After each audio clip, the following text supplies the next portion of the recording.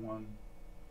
Hi, welcome to the Coaching Game. I'm Laurie Lawson, and tonight I am thrilled to have my longtime buddy, Jack Perry. The last time he was on the show, I didn't remember. It was like 2009.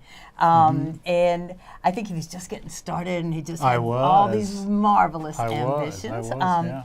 And I remember that he was just very concerned about veterans and how they were, because you're a veteran. I am. It's like, and how you know, all the multitudes of needs. So catch us up, because as you can see on the bottom of the screen, he's now an executive leadership coach. How did that happen? A lot of stuff's happened.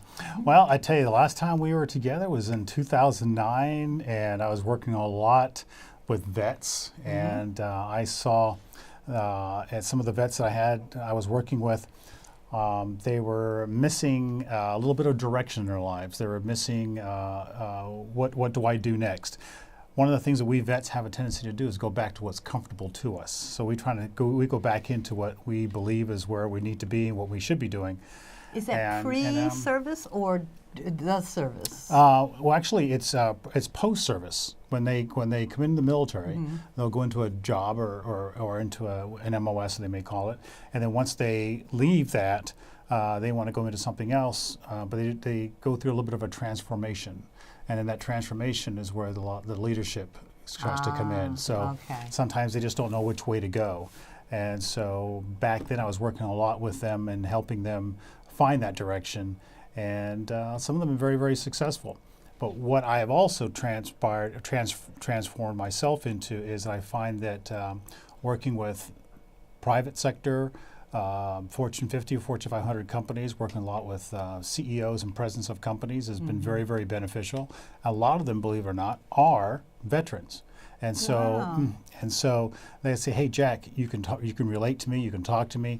I want you to work with my team and help me with my team and help my team grow and become better and to excel. I say, you got it. I'm with you. So that's right. That's taken me down that path. That's if you had said in 2009, you know what you're going to be doing in 8 years? I wouldn't have that. But you know what? Things start to happen, you know, and you take those opportunities. When those opportunities come up, you take those opportunities and you run with it, and you do the best you can with all the gifts that you're given, and you help these young men and women and excel and soar and be the best of who they were meant to be. Yeah. And I love it. Absolutely, just love it. Well, now, do veterans make good leaders, or do they need a little? Are you asking me that question? Of course we do. Yeah. Our basic tenet and characteristics are, you know, doing the right things, building character, having discipline and integrity, and being able to complete whatever mission or job that's been asked of them. And they inherently are great employees and great associates. Better than the average bear. Well, yeah. Well, we're gonna. Yeah. So there's a lot of training going on there. Yeah. And one of the things that I do with my clients and especially with my vets, and we talked about this briefly, is that I help them find their self, and I call that the capital SELF. I find that fascinating. It is very fascinating, and so it's what I find is interesting about it is that we have a tendency to go down a path in life that other people may have set up for us. And we have a tendency to go down a path that other people say, you know, you'd be good at doing this. And we go, okay, because you admire that person has integrity, that person is somebody who I look up to, so I'll believe what they tell me. I have a sociology degree because my girlfriend goes, I'm going to major in sociology. There you go. Okay. Yeah. So what is that? Sounds good. So when I say help them find themselves, it's okay, who are you? That's one of the top questions and biggest questions I ask. A very common question is, who are you? What are you all about? And actually, it's very surprising that how many really don't know when you ask a vice president or a president or a director or a manager that question. Yeah, they go, what do you mean? I said, what are you all about? What are your values? What's your discipline like? What is your character? What are you willing to die for? What is it you're willing to do to take care of your people?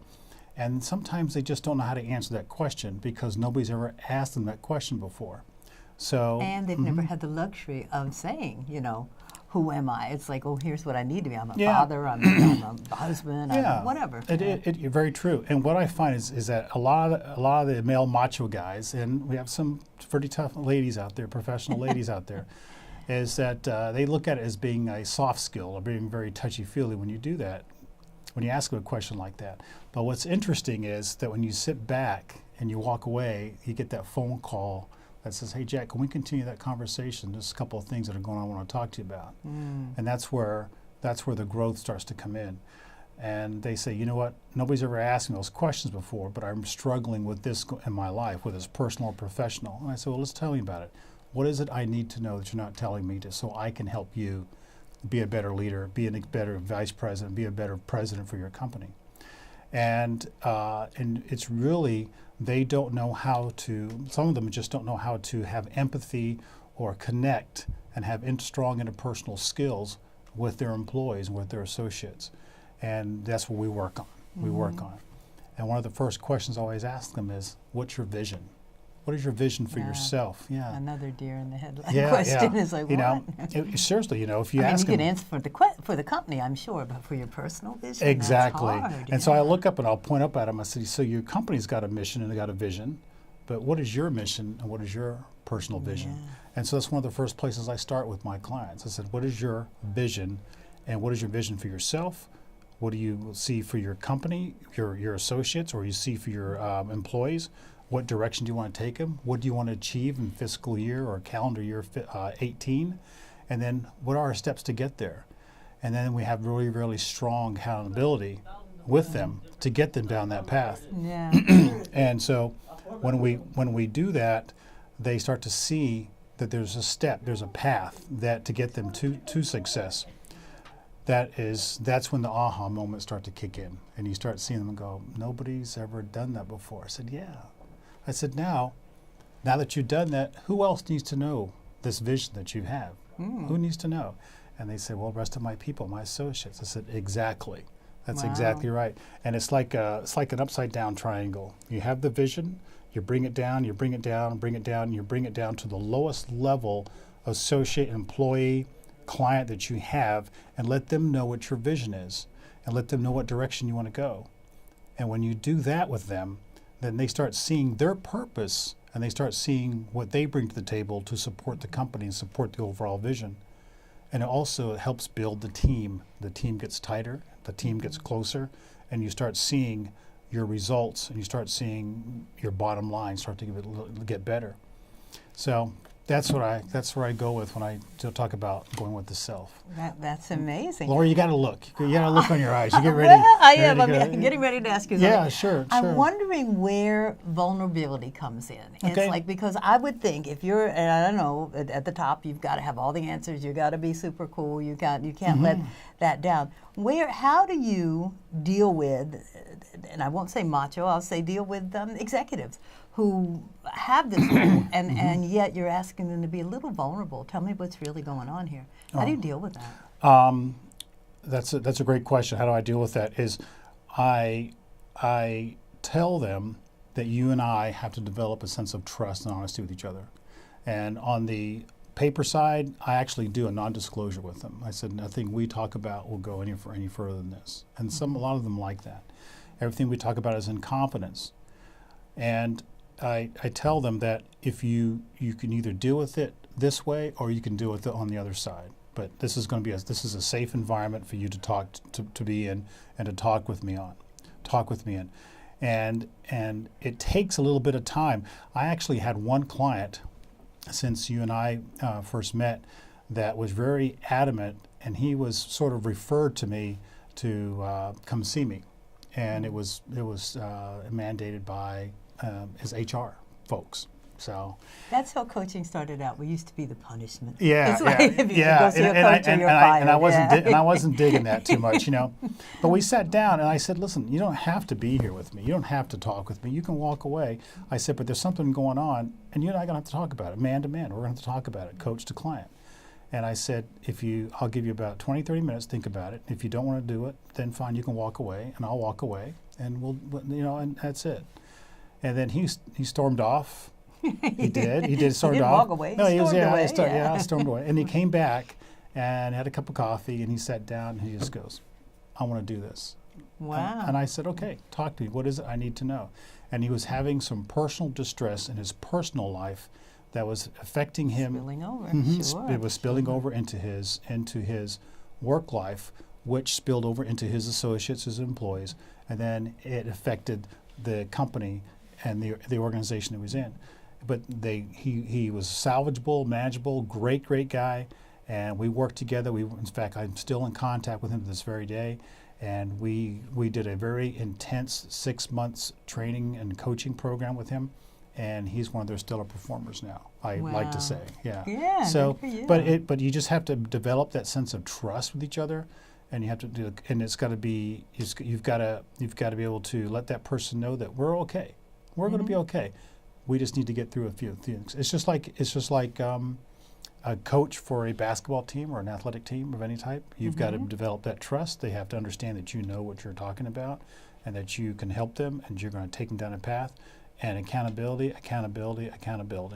And you would be surprised how many men and women out there just need somebody to talk to. They just need somebody that's going to listen to them. Not a family member, not a friend, not somebody that's really very close to them, but they need somebody from the outside that says, hey, Jack, this is what's been going on in my life. This is what I need help with. This is some of the challenges I'm having at work with my peers, my bosses, with my associates or my employees. This is how do I get through this? And that's where we go. And we said, okay. That's interesting because I still work with mentees occasionally. Sure. And they say, oh, I'd love to do executive coaching, but I'm afraid. And I keep going, executives are people too. And if anybody needs coaching, or anybody needs a buddy or a coach, or something, it would be an executive, because they have no one to talk to. You have to be strong for your people that you're supervising, and you have to be know-it-all for the people who are supervising you. It's a hard place to, and every executive, no matter how high they are, has somebody they're reporting to. So they want to, so you don't want them. So that's why I was wondering how you deal with the vulnerability. But it's called gaining trust. It is. It's gaining trust and having good, honest, open conversations, and with the person, and don't be afraid of the silence when you ask them those tough when you ask them those tough coaching questions.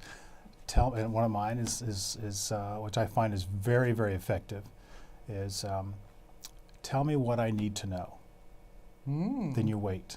And they look at you, and they finally you just see the facial expressions. You see the NLP kicking in, and you just go, I'm just having a hard time at work. I really don't like my job. I really don't know how to deal with these. I said, okay, let's take one at a time. Yeah. Let's work through that. Let's work through it. I also go with the passion. What's their destiny? I ask them about what is it? What feeds your spirit? Where do you want to go? What is it? Are you in the right job? Do you enjoy doing what you're doing? Do you enjoy the position you're in, the job you're in? Do you enjoy this promotion? And sometimes they'll look at you and they'll just go, no. They go, I said, then let's do something about it. I said, so let's do something about it. And so being, most effective, influential leaders, though, Laurie, are the leaders that live their life and live their job with passion. They come to work every single day, and they are passionate about what they do and seeing people succeed and seeing people grow. And those leaders are the ones that are the shakers and movers that make things happen. And it's phenomenal when you see that change take place. It's sometimes we have some of the leaders that I work with have what I call and it's been coined by several companies, called an inside mindset. And that is that I will exist and do my best job for my company, but it's all going to be about me. It's going to be, I will always keep my objectives, I will always keep my goals, I will always keep my issues first and foremost, but I will do my job keeping those in mind in interacting and dealing with my associates, my employees, or other people. People can sense that. People can sense it when you're in it for yourself, especially if you're a leader. They can sense it just like that. And leaders that don't have the self-awareness and don't know self, don't know when that's happening, when people see that, because they're so wrapped up in themselves. So when I see that or detect that with a leader, I ask them, I said, why don't we take that mindset and turn it around a little bit and turn it, and everything that you do and say is going to be with an outward mindset for everybody else. So before you start looking at other people and putting yourself above or below them, you look at other people at the same level as you. And you look at them with a mindset of, I'm going to take Laurie's objectives, desires, and where she wants to go first. And then we're all going to come and meet in the middle. We're going to have a compromise, and we're going to see how we can work together as a team. And then it takes away all hidden agendas. It takes away any type of collusions that may be taking place, and it makes the workplace much, much easier to be in and to work at and enjoy. So that could be a little bit of a tough one, and getting one of those two people or three or four people to make that transition. You know what? It's not worth the fight. I'm going to sit here and ask Laurie. So Laurie, what is it I can do for you as a member of my team, or as a peer? What is it I can do to support you in your job and in your position? And then I will work to meet those objectives and meet those goals for you. So I find that with some of my leaders that take that mindset and sit back and they go, you know what, it's that's a very different type of approach, very different approach. It's not always mainstream. It's out money, bottom line, metrics. But all of that stuff can be affected in a positive way if we were able to go and approach other people with their ideas, goals, and objectives in mind as well, and we both meet and come to the middle. And that's a little bit of a challenge for some folks. I would say that must be a hard habit to initiate and to maintain, but I think at least you've created the awareness so they can say, okay, well maybe, let me try this. Yeah. What would it look like if everybody cooperated? I don't know, because nobody's ever happened. I said, I have no idea. Yeah, that goes back to the vision. Think about it for a second. What if everybody cooperated and got along? How would it look? And said, well, you're going to have that 10%, or you're going to have the outliers. We got that. But if you take care of those people that are dedicated and loyal, and you see that, and you're dedicated and loyal to your job, your employees, associates, or clients, they're going to see that you're dedicated and loyal to them as well. So putting them first is foremost, and knowing yourself first is very important, and putting your employees first is foremost as being a leader. Gosh, I can see it all coming together. I mean, if you know yourself first, and then you're saying, okay, I know I have this flaw here, but I'm strong here. And then you go, well, how can I help someone else? It's I can see where it would all enhance one another, and just like, okay, let's all get through this together.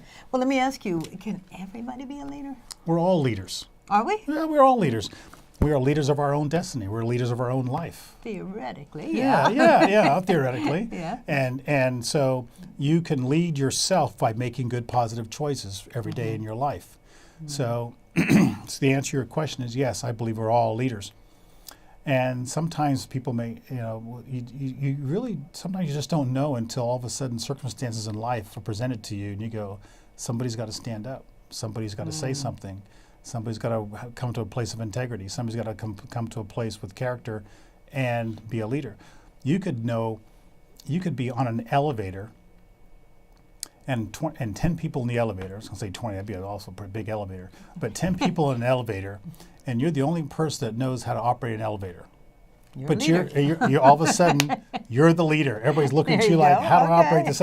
So yes, everybody can. You do it with loyalty, you do it with integrity, you do it with trust, and you do it with good intent. That's interesting. And are there, do you feel that there are opportunities out there where you could be a leader, obviously? Sure. And then the real trick is getting people to stand up and say, okay, I'll take this one. We have so many people in life right now that complain and whine because of leaders. They're always they begin whining. Guilty. They will complain, but all they have to do is understand that they can lead themselves, and they also can step up instead of whining and complaining. Step up and be that leader. Right. And be the leader, like Gandhi said, be the change that you seek. Yeah. Yeah. So instead of whining and complaining about the leaders, why don't you step your game up, step up and be a leader? Even if it's only in your small little area where you live or your small community, excuse me, you can still have an impact and an influence, like a cascading effect that could influence people for maybe a mile away, 10 miles away, or thousands of miles away, all across the country or across the world. So everybody can be a leader. So instead of blaming leaders, be a leader, and be a leader for yourself, be a leader for your community, and step up the game and make a change and make the changes. Let me ask you something, because Yeah, for the please. first time ever, females are just coming, they're applying to run for Senate and government offices. I and think it's awesome. I think it's fantastic. What do they need to know? Be authentic, be themselves, and don't be afraid to tell it the way it is, and do it with character. And do it with character, and stay the course with them. And always stay the course. There's, I think, strong female leaders are what this country needs. We are in definite need of strong female leaders. And I have met in my military career some of the most phenomenal leaders I have met in my military career have been women. And in fact, one of my privacy, one of my greatest mentors in my military career was a female general. Wow. Yes, was a female general, and I learned more from her by watching how she interacted and how she talked to her soldiers, how she talked to her staff, how she talked to me. You knew where you stood with her all the time. She didn't berate, she didn't belittle, but she was right straight across the board all the time with character and with dignity, and treated everybody with respect. And she is still one of my mentors to this day. So the answer to your question is, you better believe it. And I'll be the first one to stand in line and support that. Fantastic. Yeah. What is the biggest challenge that you find in coaching today with executive leadership? Oh. Is this stuff really going to work? I go, if you want it to, yes, it will. It will. And so there's a little. I love that. Is this really going to work? They get a little bit. Sometimes some of them will get very resistant, and I just ask them 2 or 3 questions, like I ask them 4, and then they're surprised some of the questions, and then I say, well. And sometimes you can be very straightforward and very blunt with them. Because I ask, a good coaching thing is, how do you want to be held accountable? Yes, yes. And I will ask my executives that. So how would you like me to hold you accountable on a scale of 1 to 10? Like 1, I'll check with you once a month, or 10, like every day, you're going to get something. I'm right on top of you. I'm on top of you. And so I will ask that question, and I'll see how they want to be held accountable. And you would be surprised at the amount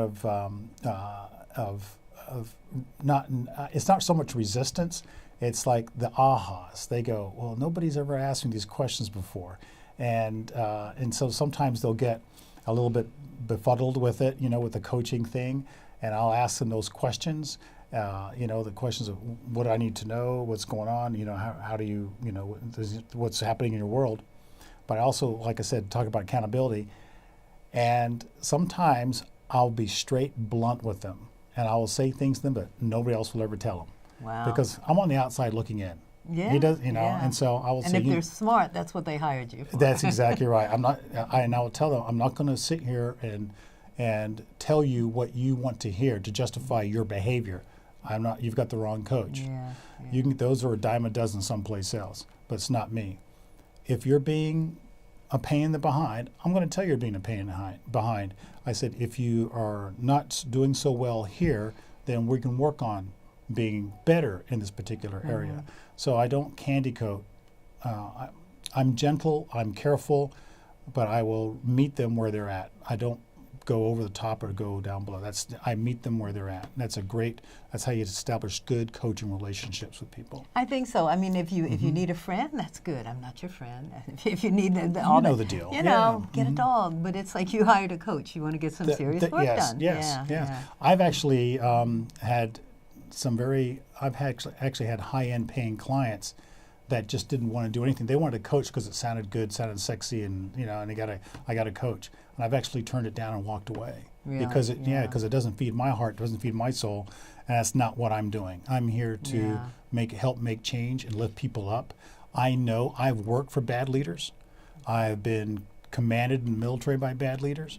I have worked for bad leaders, and if I can help other people not suffer and to raise them up to help other people to be the best of who they can be, then I'm all in 100%.